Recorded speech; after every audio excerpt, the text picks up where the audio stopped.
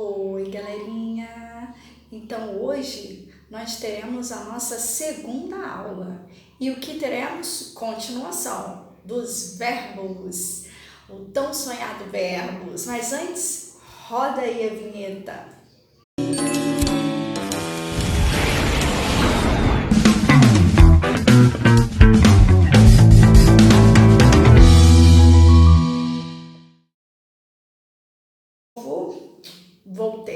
Voltei para falar com você da nossa parte 2 dos verbos. Bom, os verbos nós falamos na outra aula, eu expliquei a diferença entre regulares e irregulares. Hoje nós vamos falar de como ele subdivide. Como seria isso? A respeito dos tempos verbais e os modos. Então, a princípio, o verbo, os verbos, quando são conjugados, eles seguem os seguintes tempos. Podem seguir, Na verdade, dividindo em 3 tipos.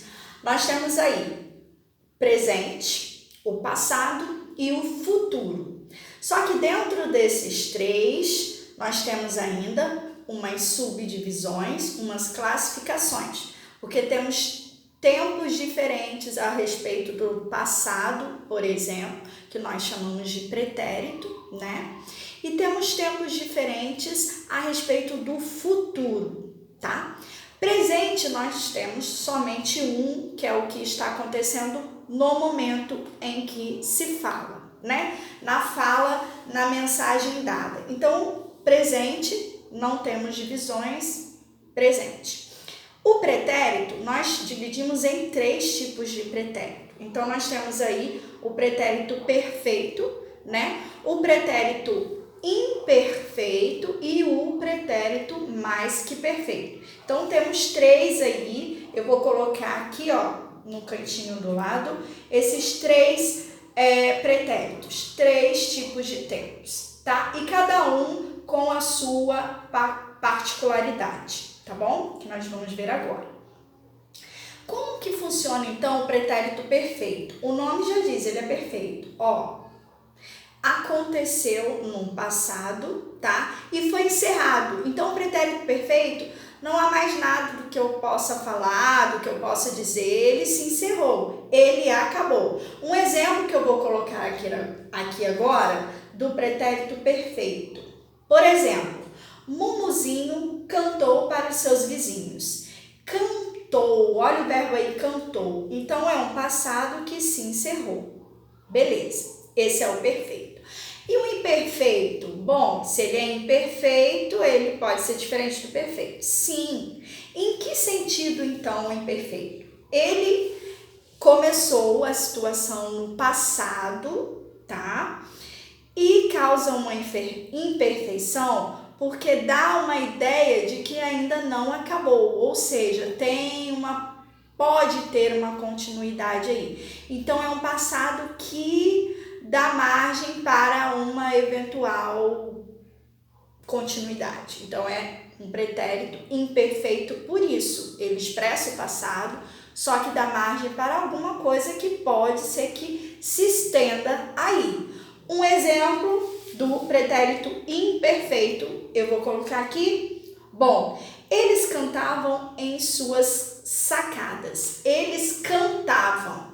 Bom, cantavam, então, indica que eles cantavam nesse dia, Ontem, por exemplo, mas pode ser que eles vão continuar a cantar ainda, ou seja, eles podem cantar a semana toda, por exemplo. Então, é algo que aconteceu ontem, pode ter cantado ontem em suas sacadas, e pode dar continuidade, ou seja, ele vai cantar hoje, ele vai cantar amanhã, ele vai se estender essas canções para a semana toda. Então, é um passado que pode ser contínuo, tá? Então, o pretérito imperfeito, ele é dessa forma.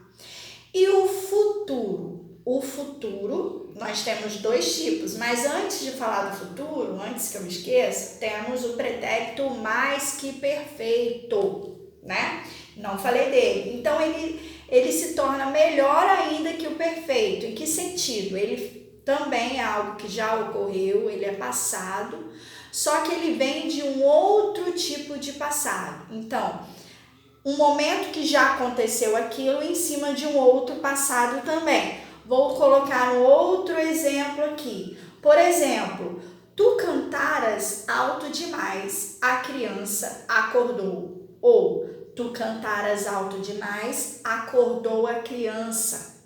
Então, cantaras, tu cantaras. Cantaras é um pretérito mais que perfeito.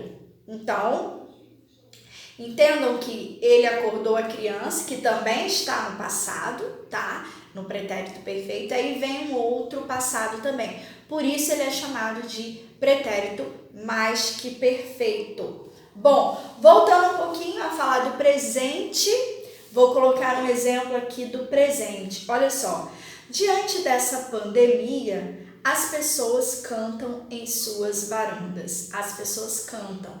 Então, elas estão cantando neste momento, por conta, né, da pandemia. Então, cantam está no presente. Então, observaram? Presente, pretérito perfeito, né? Pretérito imperfeito e o pretérito mais que perfeito. Agora, eu vou falar do futuro. Futuro é um momento em que ainda não aconteceu nada. Ou seja, vai acontecer. Nós temos dois tipos de futuro, o futuro do presente e o futuro do pretérito. O futuro do presente é o seguinte, vai acontecer, é um futuro próximo de acontecer, onde você coloca aquela situação futura, porém você sabe, você tem a noção que essa ação, por exemplo, ela irá acontecer. Irá acontecer. Ou seja, um exemplo, amanhã irei dar aula online. Irei. Então, é um futuro próximo, ou seja, eu sei que eu vou ter que fazer essa aula, então eu não fiz ainda, será amanhã. Será. Então, é um futuro do presente. O futuro do pretérito, ele funciona da seguinte maneira, é um futuro, sim, algo que ainda não aconteceu, mas baseado num passado, tá? E ele é meio que incerto, você não tem certeza, porque, vamos dizer assim, é um futuro distante, então você não tem a certeza se realmente esse futuro, se aquela situação, ela vai ser realizada. Um exemplo do futuro do pretérito, vou colocar aqui também, um exemplo é, se eu fosse uma cantora, eles sempre ouviriam a minha música. Então, se eu fosse uma cantora, eles sempre ouviriam a minha música. Ouviriam, então, está no futuro do pretérito. Futuro do pretérito. O futuro do presente, eu posso dar um outro exemplo. Vou colocar aqui um outro exemplo. Futuro do presente. Cantarei para os meus vizinhos assim que a lua aparecer. Então, é um futuro próximo, ou seja, eu estou pronta para cantar para os meus vizinhos. Só estou esperando a lua aparecer. Então, cantarei, futuro do presente. E ouviriam, né, do outro exemplo, seria o futuro do pretérito. Tá aí os tempos verbais, né, como eles se dividem e quais são os significados, né, de cada um. Então, se você conseguir identificar a diferença dos pretéritos, as diferenças dos futuros, você consegue entender melhor, mesmo não conjugando assim, mesmo não tendo aquela memória ótima de todos os verbos, em todos os tempos, em todos os modos. Mas você sabendo o significado de cada tempo, você consegue, na frase, né, na oração, você consegue já identificar o tempo verbal, tá? Beleza. Agora nós vamos fazer a divisão dos modos. Como que seria o modo dos verbos, né? Os verbos, eles são basicamente divididos em 3 modos. Nós temos aí o mais usado, né? O que nós utilizamos no nosso cotidiano, que é o indicativo, né? Então, como funciona o modo indicativo? Funciona da seguinte maneira: quando você dá certeza de algo, então é certeza daquela situação, daquela ação ou daquele estado. O que está acontecendo é certo, tá? Real, certo. Por isso ele indica certeza. O subjuntivo, ele indica realmente uma hipótese. Pode ser que aquilo vá acontecer naquele momento, pode ser que irá acontecer no futuro, ou está acontecendo agora, pode ser. Causa uma dúvida, uma hipótese. Já que o indicativo indica certeza, o subjuntivo é ao contrário.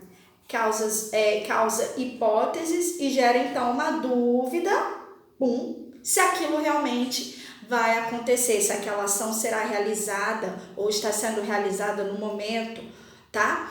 Ou foi realizada no passado, tá? Então o subjuntivo ele gera essa dúvida na própria oração, tá? No final eu vou colocar um exemplo do indicativo e do subjuntivo, tá?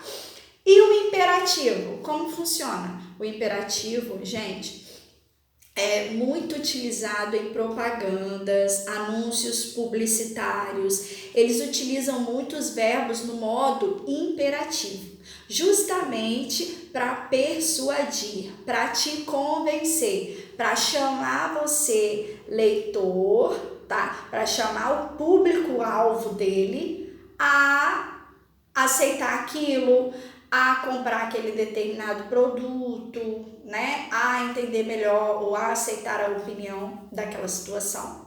Então, eles utilizam o verbo por quê? Porque é um verbo, os verbos no imperativo, ele indica ordem, ele expressa desejo, tá? Então, como ele indica ordem, expressa um desejo, ele manda. Então, ele consegue te ganhar na conversa usando o modo imperativo. E no modo imperativo, nós temos dois tipos de imperativo, o afirmativo e o negativo, tá? Dois tipos. Então, eu vou colocar aqui agora uma pequena tabelinha do imperativo afirmativo e imperativo negativo, para que vocês tenham uma noção de como ela é feita, como é feita a conjugação destes verbos, tá? Ou seja, impondo alguma coisa, porque é uma ordem, tá? Mas pode ser positivamente ou negativamente. Por isso, afirmativo e negativo são os dois tipos de modo imperativo que nós temos, tá? Agora eu quero ver a diferença nestes dois exemplos que eu vou colocar aqui, do subjuntivo e do indicativo. Então, assim, o indicativo, eu falei, né? Causa certeza e o subjuntivo gera uma dúvida. Então, nisso, você já vai tirar, e olha esses exemplos, como você consegue melhorar quando você olha as orações, que são já dando o sentido do que eu acabei de falar. Então, o aluno, ele acerta aquela questão, né? Ele consegue entender melhor na hora que ele percebe os sentidos. Então, é bem diferente o indicativo do subjuntivo. Então, não tem aquela parte que eu tenho que decorar a lista dos verbos e memorizar todos eles. Bom, os verbos, eles são tão importantes, assim como a tabuada é importante em matemática. Nós temos que memorizar, óbvio.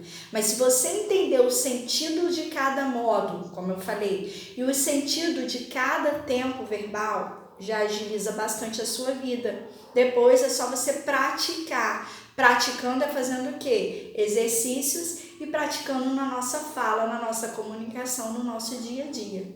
É só isso. Então, ficamos aqui, vamos encerrar a aula de verbos parte 2, tá bom? E vamos aguardar a nossa próxima aula, tá? Um beijo para todos e até a próxima!